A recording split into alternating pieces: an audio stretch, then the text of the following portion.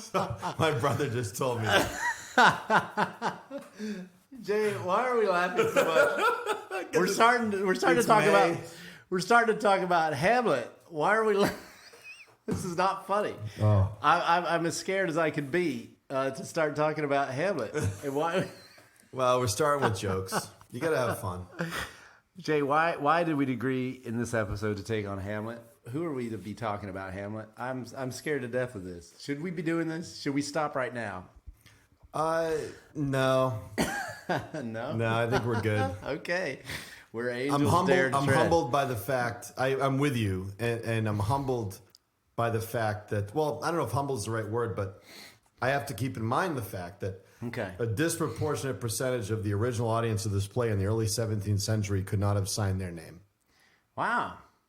Could not read a document. Could not read this for all the money in the world. Right. So I think there's certain permissions we give ourselves, there's certain things we can do to take the pressure off. So maybe for those who are listening to this, who are reading it for the first time, or teachers wondering, like Paul and I do, like, who am I to state opinions about this really complicated, iconic thing?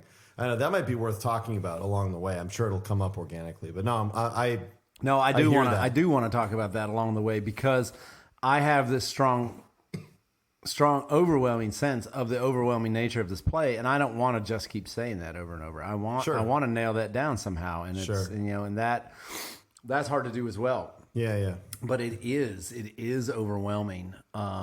And it's a joyful overwhelming. I love it. I love the trap. It's a trap. It feels like a trap. It feels like a tunnel I'm walking down that I know I'm not going to remember all the turns, how to get back out, and I'm going to get stuck in it. And, right. But I keep going.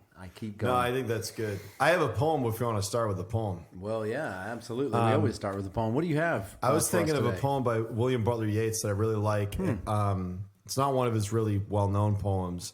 Mm-hmm. And it is an honest reflection on someone who is thinking about politics, but then has sort of a more personal reflection at the end. And I think in light of some of the things I think we're going to notice early on in the play, there's lots of different conflicts going on. And I think this poem does a really good job talking about that. Okay. So it's called Politics, and it's by William Butler Yeats. It was written later in his life. Politics. How can I, that girl standing there, my attention fix on Roman or on Russian or on Spanish politics? Yet here's a traveled man that knows what he talks about. And there's a politician that has both read and thought. And maybe what they say is true of war and war's alarms. But oh, that I were young again and held her in my arms. That's it. Oh, that is such a perfect poem, Jay. I thought so. I don't know that poem. I've never read that. It's not really one of the known ones, yeah. I came across it because Robert Pinsky, the former poet laureate, did this project, the My Favorite Poem project, and he would interview random people. Right. What's your favorite poem? And a young Cuban-American soldier.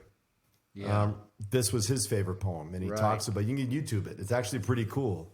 Wow. And that's where I heard it for the first time, probably 10 years ago. So anyway, I thought that was a good sort of hook into the beginning of this. I love the beginning of this play, so I'm excited to talk about it. Yeah, I love that. No, I think it does frame it up well, because what I'm thinking about for the beginning of this is like there's two distinct threads at the beginning of Shakespeare's Hamlet. One is a very political one, like this poet says, and then the other is an extremely personal one. And the extremely personal one is the net, is the web, is the trap that you fall into when you start reading the play if you give yourself over to it. Yeah. And it's introduced in Hamlet's first soliloquy. And if you walk down that path, I mean, I marked the place in the book where I feel like for me, there's no turning back as a reader. That if you cross this line, it's a Rubicon of a line. If you cross it, there is no coming back. You'll be lost in this. Lost in this play, and I hope to be able to express some of that. I don't know if I'll be able to, but I feel it. I feel it keenly. But it's great. It's the difference between a political party, a vote, a war, and a beautiful girl, a beautiful woman standing beside the road, and how you wrestle with that. Yeah. Internally. It's I a like juggling act that's an astonishing set of risks if you're a playwright. It's like it's a political play, it's a military play, it's a psychological play, it's a it's a diplomatic play, it's a whole bunch of things. So well, we're trying to figure out how to lay this out, and I think we've struggled a little bit with that, though we do have a plan. And we do have a set number of episodes and a little bit of a plan. And as I think we want to begin this by setting up the court. I think is that what we said? Yeah, we were talking this morning. Just in case any of our administrators are listening, we were very hard at work this morning. I know I was, Jay. It was before the bell, so we could talk about other things. Totally before the bell. We decided, if I remember correctly, that we're going to look at. You'll notice if you've listened to the Romeo and Juliet podcast, those were one act at a time. Hamlet is just. It kind of defies categories, structure, genre. It's really difficult. So we're looking at the first couple of scenes, and in light of the question, what is rotten in the state of Denmark? That's right. I think we were talking about that, Paul, if that rings a bell. What exactly is rotten in the state of Denmark? And that's a way our hook coming in. Pointing at, that's the hook. That's a way of pointing at how do things begin in this play? What is set up as the status quo from which things are going to depart. Right. Okay. Yeah. All right. So that's it. What is rotten in the state of Denmark? If we look at the opening, almost the entire first act, what do you get as the sense of what is rotten? Let's start with that. Where do you start? Yeah. Remember when we were growing up 5 years ago? No, a long time ago. There was a big debate about like whether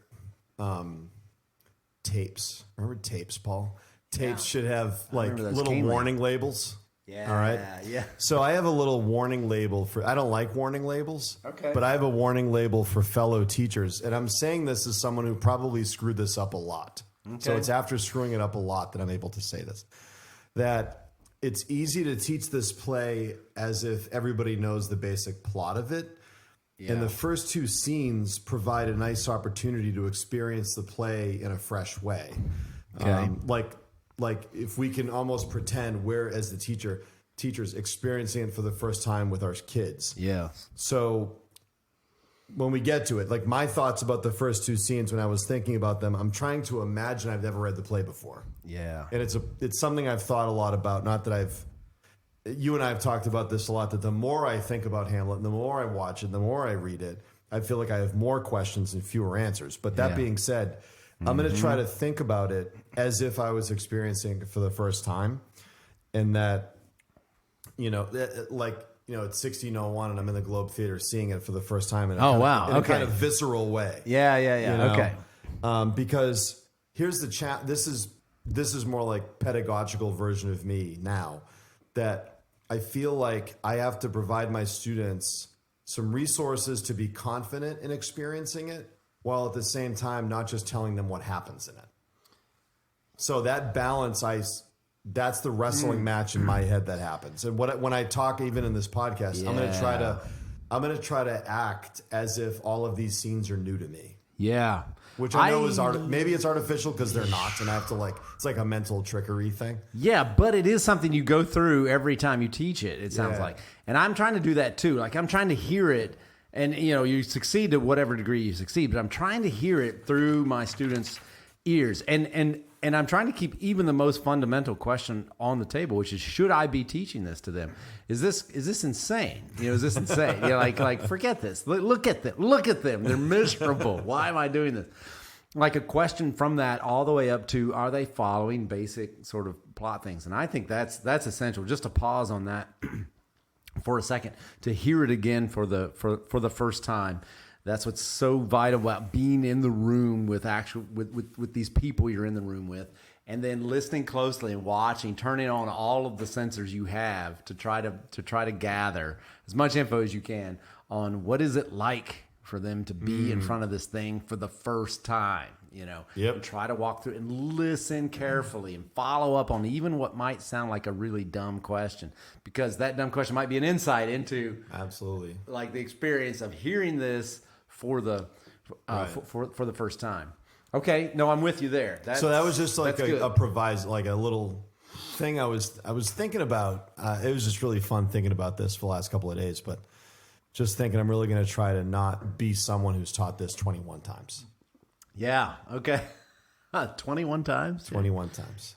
Golly, that's way ahead of me. I haven't taught it that many times. I Just- feel a lot more deeply immersed in Romeo and Juliet Yeah. than this play, so I'm a little more on the front It end. might be a blessing to be totally honest. Yeah. But yeah. But it's, as you and I talk a lot about at work, and Yeah. teachers, and passionate readers listening all know this. It is one of those texts that rewards rereading and then rewatching. We're so lucky to have so many really good productions available to us publicly. It's fine every time it's new. Right. This, this is the first year I've read it after my dad passed. Yeah. And it's a different book. It's a that book first act for is a different serious events like that, right? Yeah. And I have a couple of students two students this year, two freshmen who don't have dads at home. Yeah. And it's just, honoring the fact that they're reading, they're experiencing it differently than the other 38 freshmen. I knew anyway. There's No, just an it's infinite huge. I mean, number that's of huge Yeah. because not all books are that kind of thing where you would bring your own personal experience like that to it. Yes, the story starts with the passing of a father. That's the frame up the whole thing. Right. But for many books, your own personal experience of that would not be relevant. But I think it's definitely relevant. Yeah. In this play. Which movie version did you show this year? Yeah, I actually showed the David Tennant version only because I had a lot of students. I had students in each class that had seen the Brana as sophomores, so I just wanted them to see something different. Oh, yeah. So Right. next year, I'm showing Brana only because none of my students will have seen it, Yeah. and I love. There's no perfect version. No. Let me just say Right. that. I don't think there's a perfect version. Who am I? I don't know. Whatever. But Brana, at least you get the whole text. Yep. He's obviously breathtaking. The version I would love to have if I had a magic wand or $1 billion or both would be the Andrew Scott version that exists in clips on YouTube that I think I've shown you. He's Moriarty in Sherlock, which Right. I don't want to tell people listening they should stop listening to us and just go watch Sherlock. But when we're done here, go watch Sherlock. After this, yeah. Oh my gosh. Right. So anyway, he's breathtakingly good, but the clip only exists in fragments. The movie exists in fragments on YouTube. Right. No. So anyway, I'm at your thinking of bidding. Brana. Did you watch the Brana?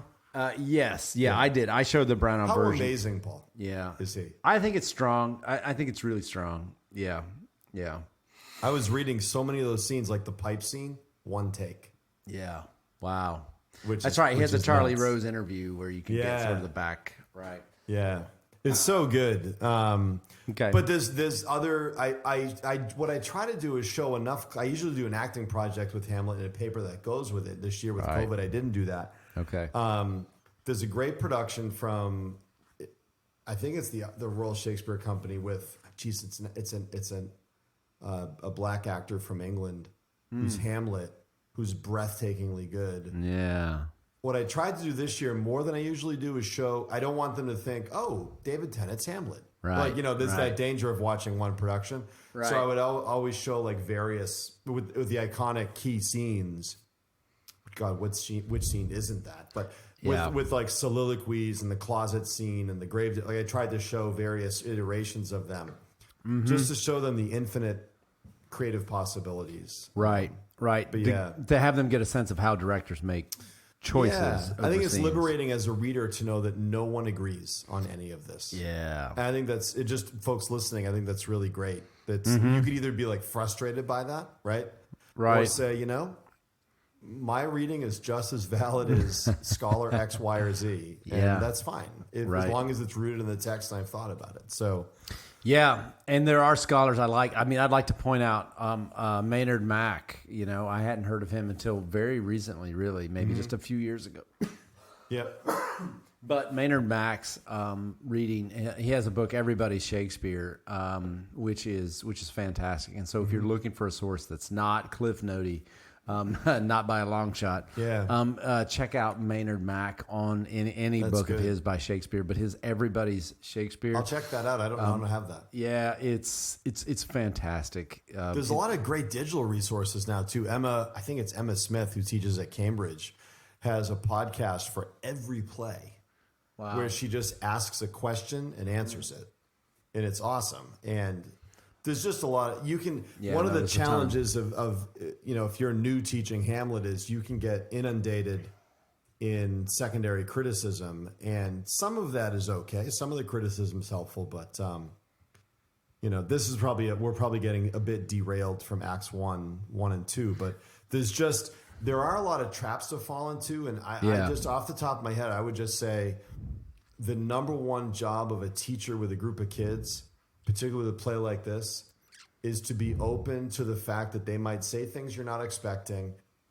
And I think it's really, really important to openly and publicly love it. And I think love sells. I think we make a lot of argument, but love really sells. And if you're really enthusiastic about a play like this might sound a bit Pollyannish, but it's me. No, really, you know what I mean? Like if you're excited talking about, wow, aren't these first two scenes like wildly confusing? Like it's okay to say that, you know what I mean? So I just think that's really important. No, it makes a huge difference. I still remember my third grade teacher reading a poem, winking, blinking, and nod. And the only reason I remember that is because she prefaced the reading of that poem. And she probably read 10 other poems, though I couldn't tell you for sure.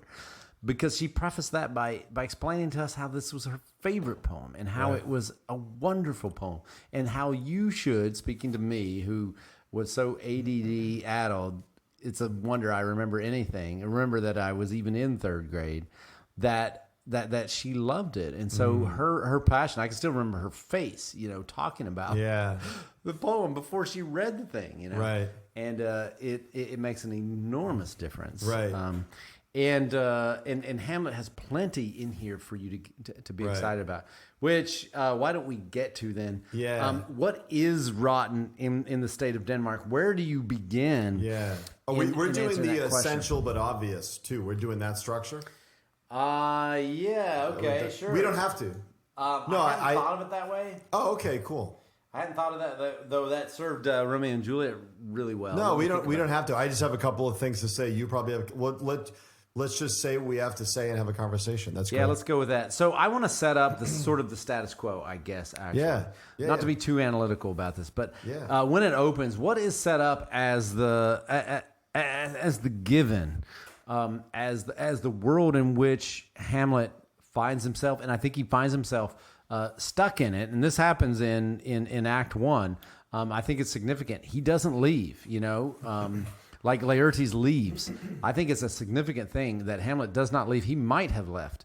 He doesn't leave. And then, so now he's put into this into this world. And then within the small world it feels very claustrophobic, actually, to me.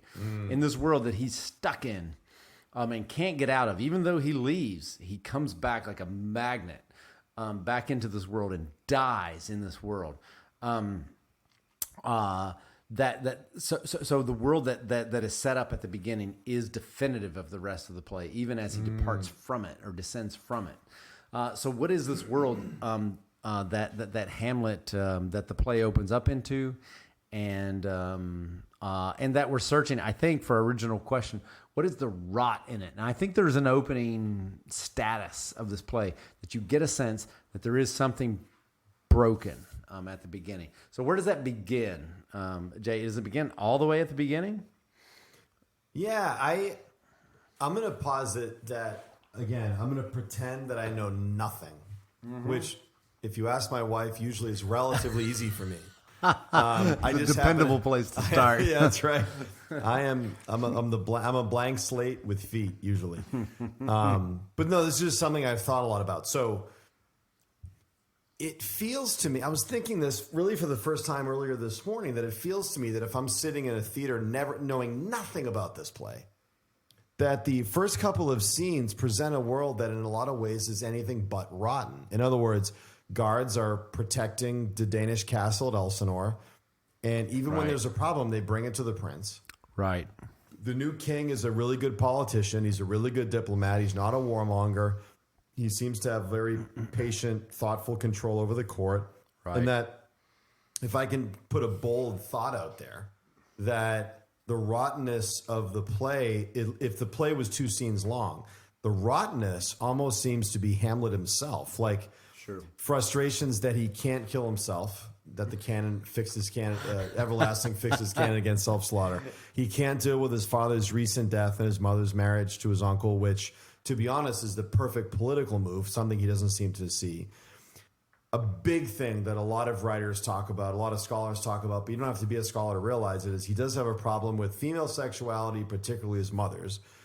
And then he struggles how to be open with how he thinks and feels things.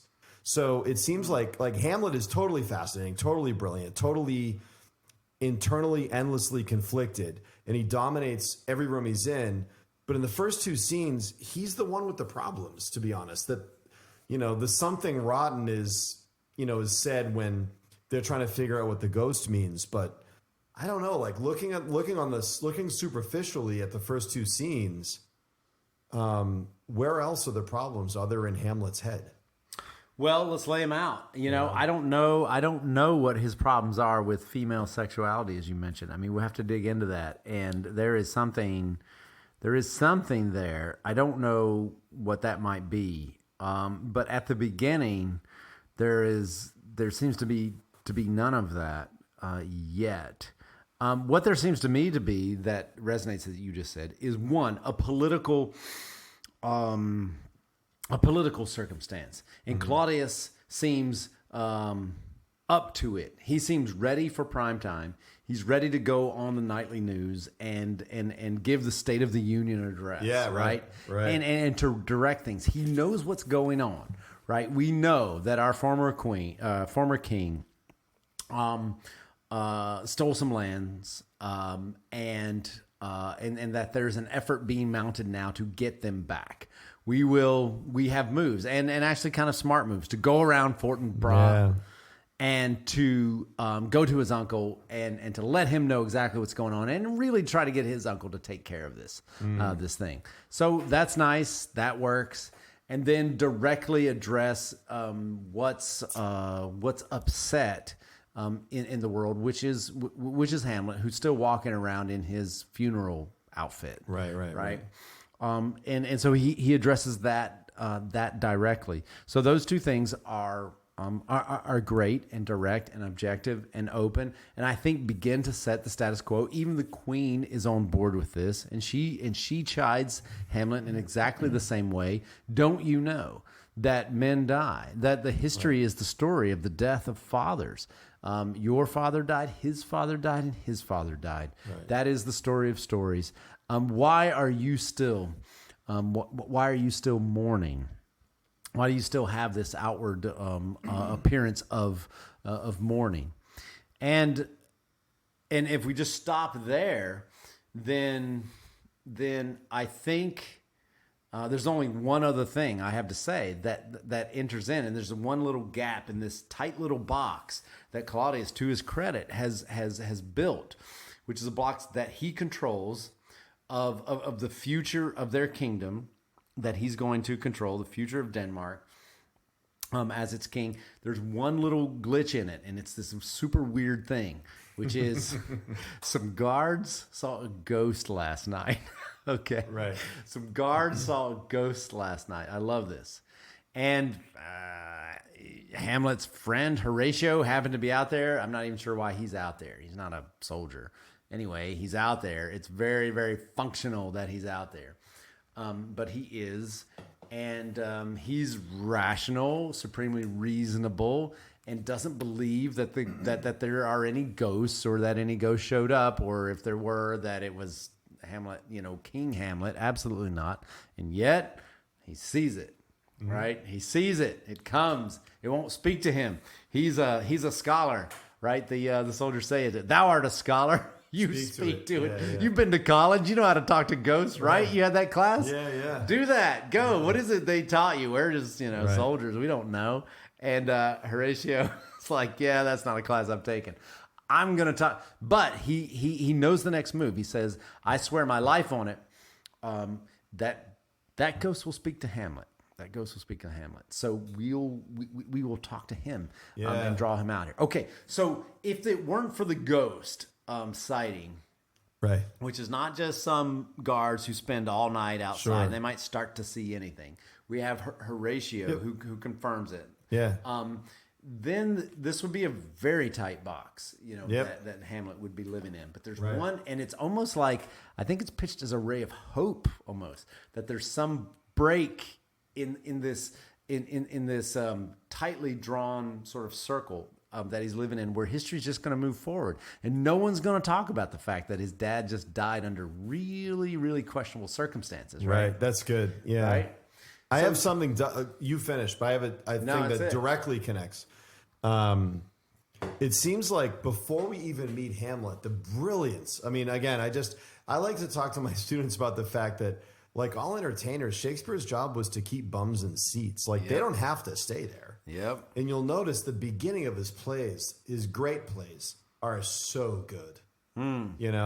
So it seems like the question that the first scene is obsessed with is what is real. Yep. And it lays a really interesting groundwork for the rest of the play. And this is when my students will say, do you think Shakespeare meant this? I have no interest in that question. All I know is that if I feel it and it comes from the text, I'm going to think about it more. Yep. What's interesting is that scholars reference the mythical Hamlet, or the Hamlet 1.0 that may or may not have been written by Shakespeare. And we think that Hamlet begins with the murder of, spoiler alert, the murder of Hamlet Sr. by Claudius. That happens. So the interesting thing about the Hamlet of Shakespeare is it takes the objectivity out of that event and makes you wonder, like, what's real and what's not. It was a very simple revenge play early on. But anyway, here are some examples of the what's real dynamic. And that's great. I want to hear these examples, because I think that question can get you to the very end of the play. Like, you can follow that question all the way to the end. Yeah, no, that's good. Yeah. Go ahead. Barnado, the most brilliant opening line. Maybe now is the winter of my discontent. Richard III is up there, but Barnado, who's there? You can write a paper just on that question in Hamlet, right? Who's there? Marcellus, 25 lines later. Horatio says, "'Tis but our fantasy, and will not let belief take hold of him." Horatio is a scholar, which I think here means skeptic. I need to see it. It's almost like a doubting Thomas. I need to see it. Marcellus, what you said earlier, thou would a scholar, speak to it, Horatio. Barnado, line 64, is this something more? Is not this something more than fantasy? And then Marcellus in line 69, is it? And then they see the ghost. This is when it tips. They see it. It's literally there. Right. And scholars believe Shakespeare played the ghost, which fascinates me. Orson Welles in an interview said that the ghost has to be played by the best actor in the company. I don't know what to do with that. I just find that really interesting. The whole play hinges. Yeah, and as a side note, anything you can hear from Orson Welles, you should listen to. Right? Yes. Yeah, yes. There's an interview with Peter O'Toole, Orson Welles, and somebody else just on Hamlet. It is completely worth. Insane. Find it on YouTube, but wait till we're done here. Yes. Marcellus says, "Is it not like the king?" Horatio says, "As thou art to thyself." Yes. Such was the very armor he had on when he, the ambitious Norway, combated. So Horatio goes from complete skepticism to, I see it, it's real. And then line 121, Barnado suggests that the ghost is a, quote, portentous figure foreshadowing imminent war with Norway. Like, oh, if that ghost is here and he's wearing... First of all, ghosts wearing armor should freak any of us out, right?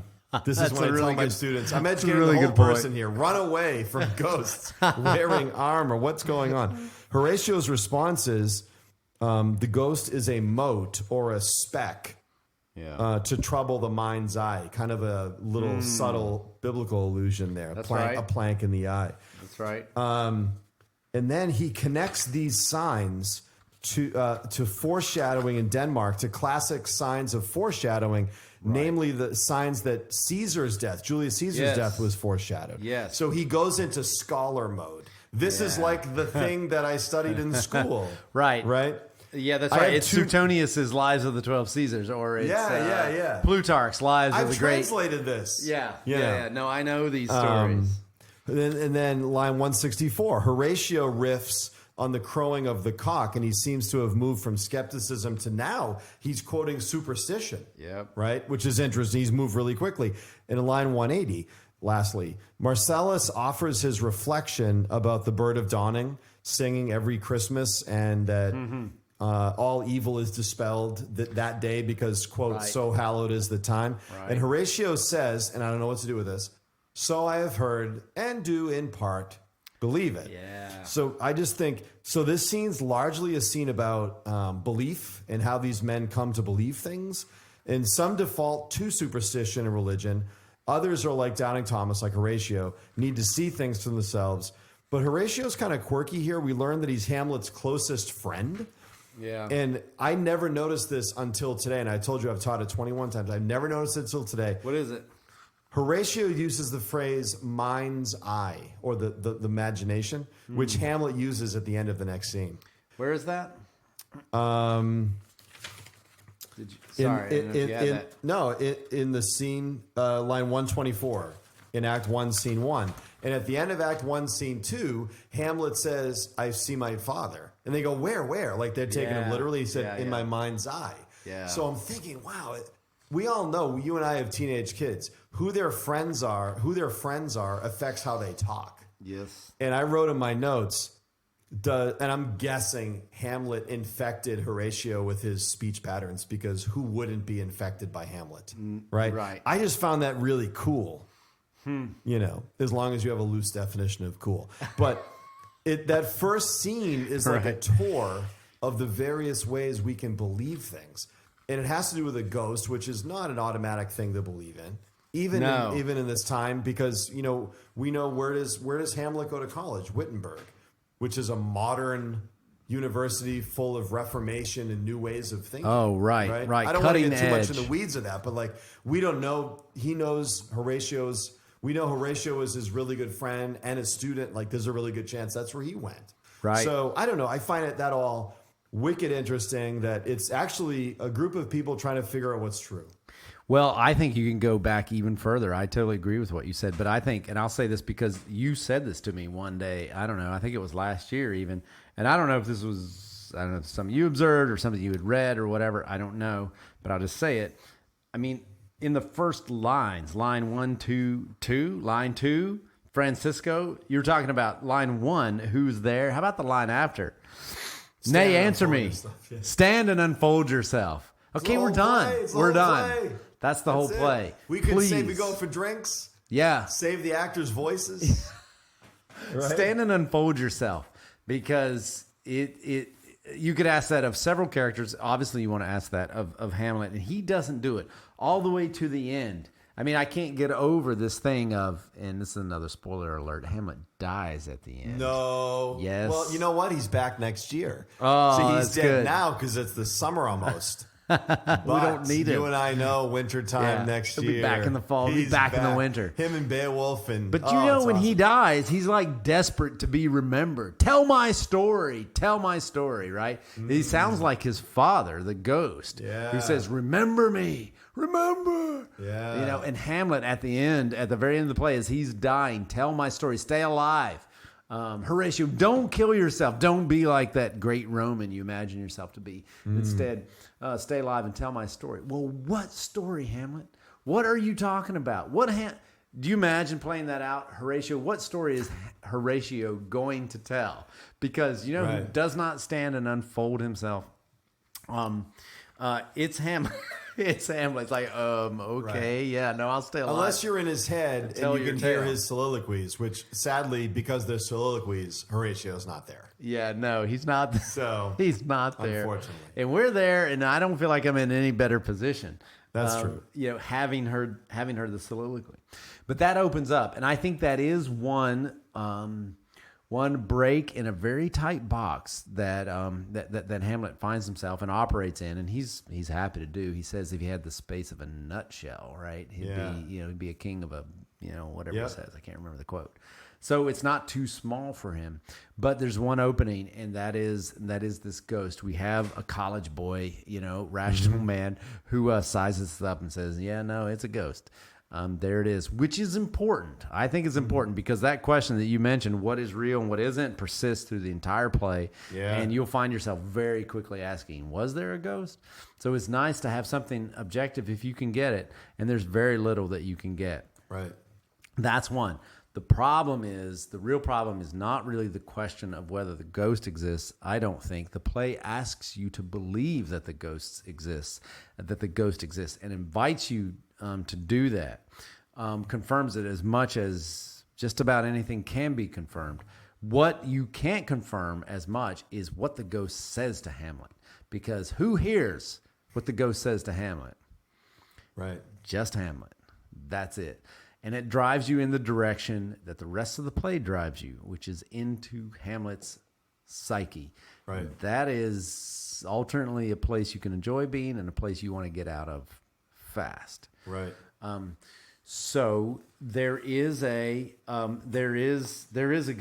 If you're going to take this play, is there a ghost, Jay? I think there's a ghost. Is there? I think there's a ghost because people not named Hamlet see it. They comment on what he's wearing, and then he looks like the person that they recognize. Yeah, right. You know what I mean? I think without that, I think here's the thing. I think one of the things that in Harold Bloom reminds us of this. Yeah. That Shakespeare wants us to ask these big questions. Some of his contemporaries didn't. So they just put they put the murder on stage in the first scene. Maybe this was some people think it was a young Shakespeare that wrote the preliminary Hamlet. Some people think it's other people, but it's a lot less interesting a play if Claudius comes out and somehow murders Hamlet Sr. and then we get to, do you revenge the death or not? Okay. If part of the drama is the drama of what's real, that now, like the drama of can you discern what's real? Yeah. That's a whole different dramatic event. You're dealing with, this is my only other thought has to do with this, but all the different layers of conflict that we're introduced to so quickly. We're introduced to supernatural conflict, right? We have a ghost. Yeah. Right. We're introduced to diplomatic conflict because we're clearly dealing with diplomacy with Norway.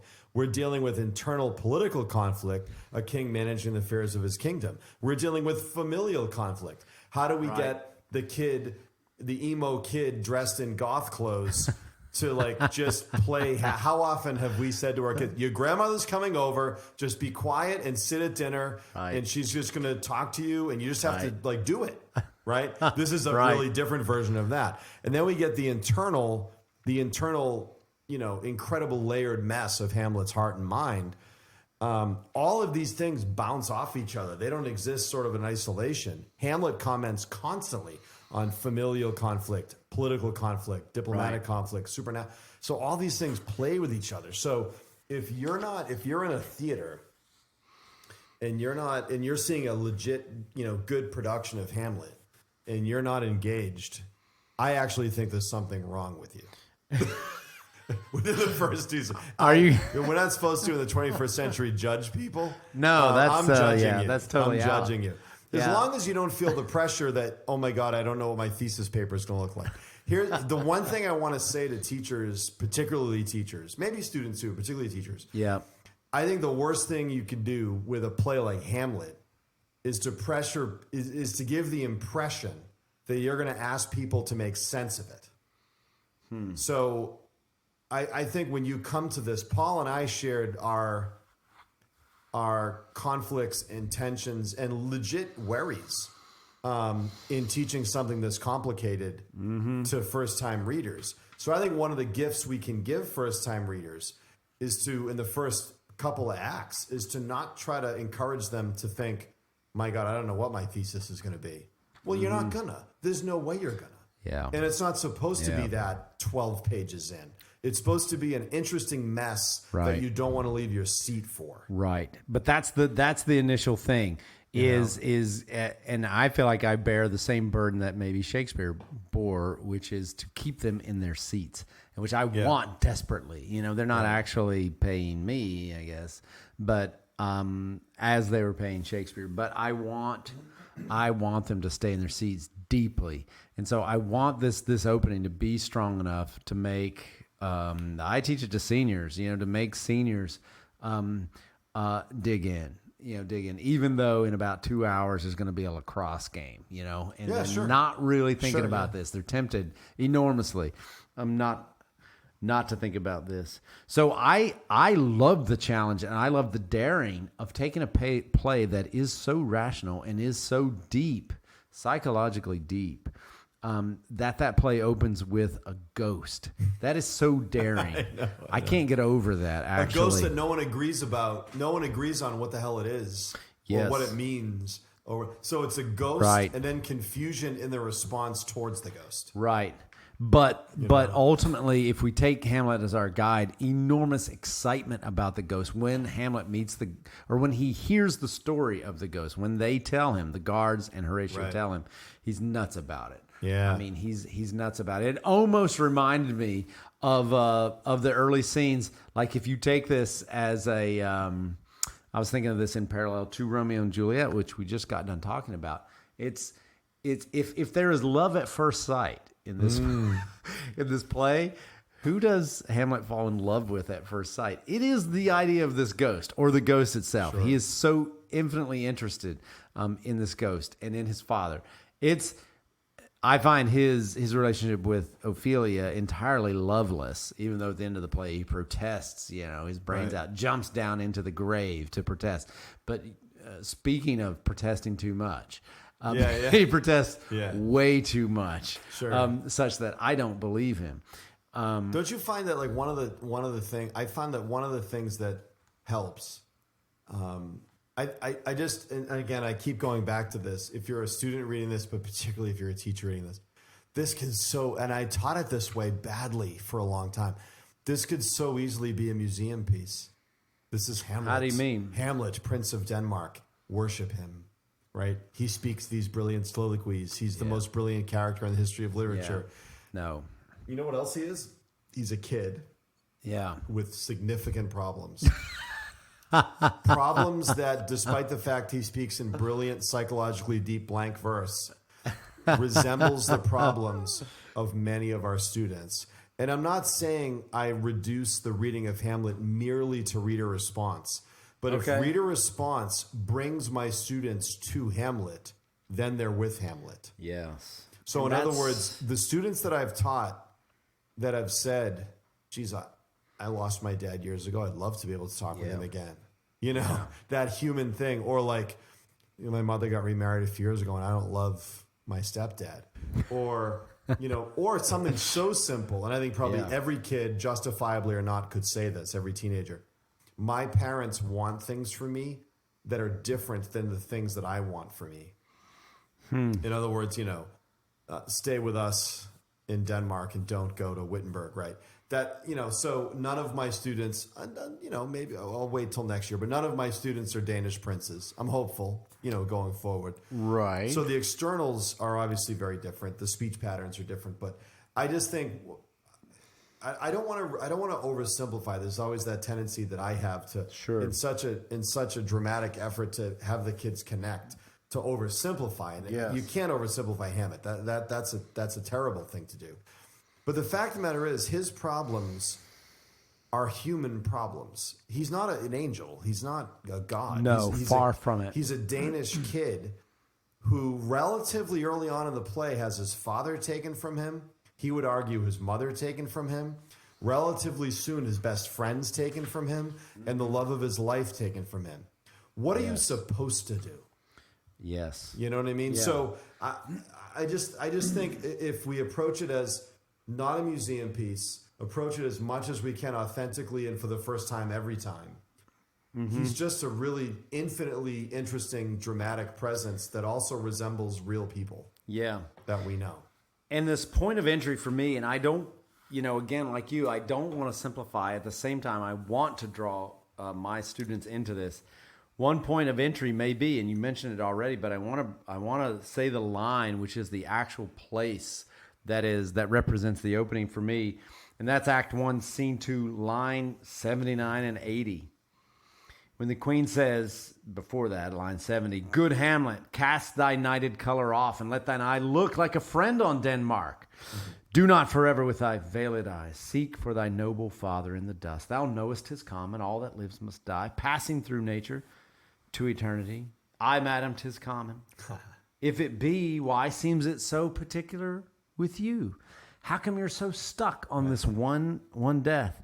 And Hamlet says this line, and this is a fantastic point of entry. "Seems, madam, nay, it is. I know not seems. I know not so seems." Good. This is a line that is a thesis Not alone, statement. my inky clunk, good mother. And he goes on and on. Yeah, That's right. Oh man. Nor customary suits of solemn black, nor windy suspirations of forced breath.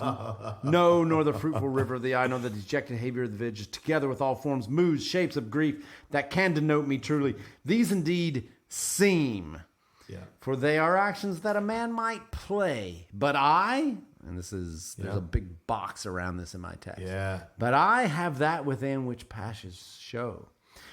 These but the trappings and the suits of woe. Oh man, I'm glad you quoted that. Actually, there is so much. There is so much in this, and because much that is true and much that is false on both sides, and it introduces the topic of seeming versus reality. What's real? That's true. Yeah, connecting that moment to what we talked about in the first scene. That's really and these good. actions that a man might play. Well, this man is about to play an enormous number of actions.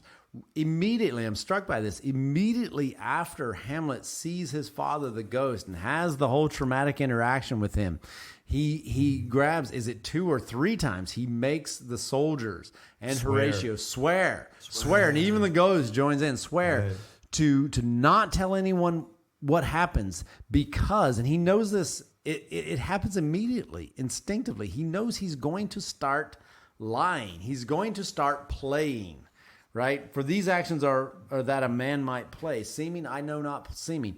That's not true. He does know seeming. He's good at seeming. We're going to see later how, in my view, and we're getting ahead of ourselves, this is the danger with Hamlet, Paul. There's so many things we love in the play, we can echo them in real all the time. But when is he more happy than when he's with the actors? He's an actor. Yeah. He's so good. But we're getting ahead of ourselves. He's so alive. No, if we're staying in the first 2 parts here, though, there's plenty. And I think if you're looking for a point of entry for seniors, what is real? And Jay, what you said, what are the expectations of my parents versus what is real? The expectations of Hamlet's parents are not nice. They expect him, his adopted or his stepfather and his mother alike, expect him to move on. Death happens. Right. You can't keep walking around. And it sounds like good advice, right? Throw off this sadness. Yeah. It's not going to lead anywhere good. And let's get on back to what is he supposed to do in Elsinore, though? Like, here's my question. I don't know.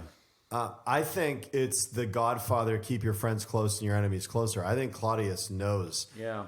Because we learn later, Claudius says of Hamlet, he is loved of the distracted multitude. The populace loves Hamlet. That's right. I'm always fascinated by that. That comes out of nowhere, that line. What do we know about Joe Schmo in Denmark and his love for Hamlet? But it's there, because Claudius wouldn't say that if it wasn't true, because why would he make that up? Yeah. I'm fascinated by that. Right? So the whole, why not let Claudius go, and why not let Hamlet go and nerd out in Wittenberg? Wouldn't that help everyone? But there's this sense that, like, Claudius, Hamlet says he popped in between the election and my hopes. Like, when I was in school, he got the kingship before I could even get home and honor my father at his funeral. Yeah. It's just, oh my God. Every line, Paul, we could have a podcast and everything. Hey, do you know how well this play would go if everyone was in school who's supposed to be in school? Oh my God. The bottom stay line, in school, kids. Subtext, that's right. The subtext is go to school. Let's count the people who should be in school. Right. When Hamlet sees Horatio, he says, "Hey, what are you doing here? Aren't you supposed to be in school?" Right. And Horatio says, "No, I'm just some truant." No. I know you're not. Why are you here? And Horatio says, "Oh, I came back for the funeral." I bet, you know what, maybe, we try to speculate on who Shakespeare was and was he a soldier and what. He was an attendance officer at a school. And I bet Hamlet is his allegory on the importance of attendance. I think there's a monograph, an academic monograph that hasn't been written. And Paul, I'm going to assign it to you. All right, I'll write this thing. I would love that. I want a writing assignment. Ophelia would still be alive today if she had been in school. Hamlet's the same age as all of them, I suppose. Right. He should have been in school. Why didn't he not Just go leave? to class. He should have Nothing left. bad happens if you're behind a desk. Even hanging out. Laertes goes back to France, I guess, to go to school. I don't know. Yeah. But he does the right thing. But things go sideways when he leaves school, if that's where he's at. I love this approach. All right, you like this? No one Stay has in written school. this. I haven't seen this anywhere. You've heard it here, folks. Yeah, this is good. This is good. This is it. And what do they come? Hey, while I was looking at this, I looked at Laertes says he comes back for the coronation of the king. Yeah. You know what Horatio says he comes back for? Not the coronation of the king. Coronation. Right. He comes back for the funeral. Of the previous king. Right. That means he's Hamlet's best friend. Buddy. Yeah. He's his soulmate. As a friend. And then Hamlet throws out there immediately, oh, wait, my father's funeral? Do you mean my mother's wedding? Right. He's like, oh, yeah, those two were pretty close together. So he identifies with him. He identifies with them on that. So that's really nice. But the whole stay in... So if you want a really cheap point to make in your class, show how staying in school would have fixed this entirely. Well, I think it's right here in the opening two scenes of Act 1, we're given the choice of whether to be drawn down into Hamlet's psyche or not, and it's a trap. It really is, and which we'll talk more about.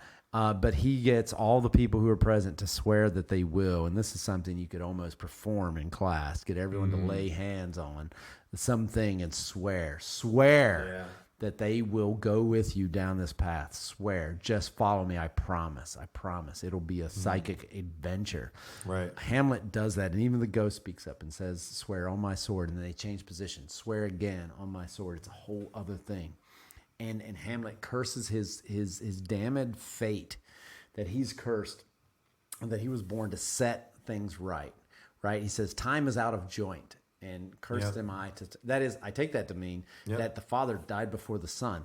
That's the time out of joint, and he has to fix that. And immediately he knows what it's going to take. I don't know how he knows this, but he says, "If you see me, put on an antic disposition." Right. This is a phrase I use over and over as we go through the play. If you see me putting on an antic disposition, don't say anything. Right. Don't say anything about it. Just go with it, because I don't know how he knows this. That's how this is, that's what this is going to take. Yep. And it takes him, but it costs him his life in the end, I think. And eventually, the more we walk with Hamlet down the path into his individual psyche, the more externalities are shed. Jay, you started mentioning them: the loss of a father, the loss essentially of a mother, the loss of best friends, erotic love, right. His own, his almost fiance, all but she says he's made all the vows to me but one, essentially. It's got to be that one. Friends, as he sheds all of these earthly material connections to this world, and we go deeper and deeper into his psyche, he is at the end of the play erased. He disappears, because we've gone down this path into his mind, and you can't live without a body. The mind cannot live without a body, and he's slowly disembodied, I think, is the way this goes. But the path for heading with him to the very end begins right here in this opening part we're talking about, which is, will you lay hands on this sword and swear, with Hamlet. Yeah. And I want to create some moment like that in the classroom, right here at this place where we are talking about, where you get students to swear with you. Swear! And I want to yell. I haven't done this, but I want to do this. I want to yell at the class and tell them, swear! Because it's literally impossible to experience this play without surrendering to the character Hamlet. Right. Because if you don't, I don't know what the hell you're doing, but you're not watching Hamlet. You're not reading Hamlet. Yeah. He has the most lines of any Shakespeare character. He dominates the play in a way that no one dominates a play. Yeah. And not only quantity of lines, but psychological depth, emotional strength, intellectual acuity, while at the same time, at times he's very frustrating. And I think the best thing that we can do if we're leading people through the play is to encourage the discussion of questions and problems early on, and not worry a lot in Act 1, 2, going forward with solutions and neat answers, for the same reason that 30 minutes into any good movie, we don't ask people, what do you think the movie means? Write a thesis paper right now. It's like, that's insane. No. Right. So it's just incredibly complex and messy. And, you and I just had an hour-long conversation, and we didn't talk about 70 things that went on in the first two scenes. That's right. So I think the teachers can feel, Harold Bloom talks a lot about the anxiety of influence. And I know that has been felt throughout literary history, but I think it's felt throughout pedagogical history, that as teachers, we can feel like, oh, there's so many critical statements made about the play, and the play is so complicated. What am I going to say about it? Well, you know what? I don't think Shakespeare cares. I think Shakespeare wrote a play for people to go to the play.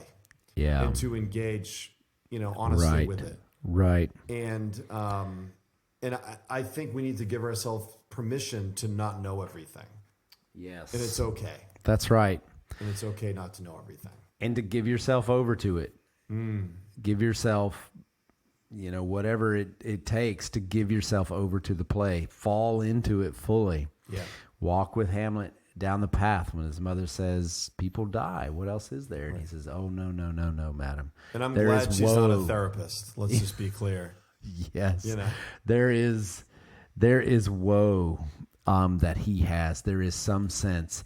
And then that sense gets paired up with an apparition, a ghost. Right. Come on, this is fantastic. Right. And then all of that pulls together to lead toward, inevitably, it seems, toward his death.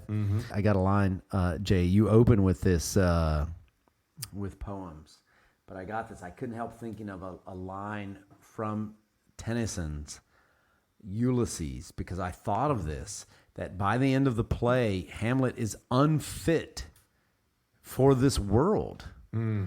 And he becomes untethered from this world. The path you go down with him leads to an ultimate undoing of him. I want to insist, he does not die at the end of the play. He's erased at the end of the play, and he knows it. He's begging, Horatio, don't forget me. Right. Which is putting on the page the thing that's going to happen. Right. Here's the line. Come, my friends, 'tis not too late to seek a newer world, for my purpose holds to sail beyond the sunset, beyond the baths of all the western stars until I die. Ulysses, Odysseus, leaves Ithaca to Telemachus. Does he want to rule and settle disputes and, be the king? Great. Why don't you do that and enjoy that? But Odysseus has had experiences that make him fit for some other world.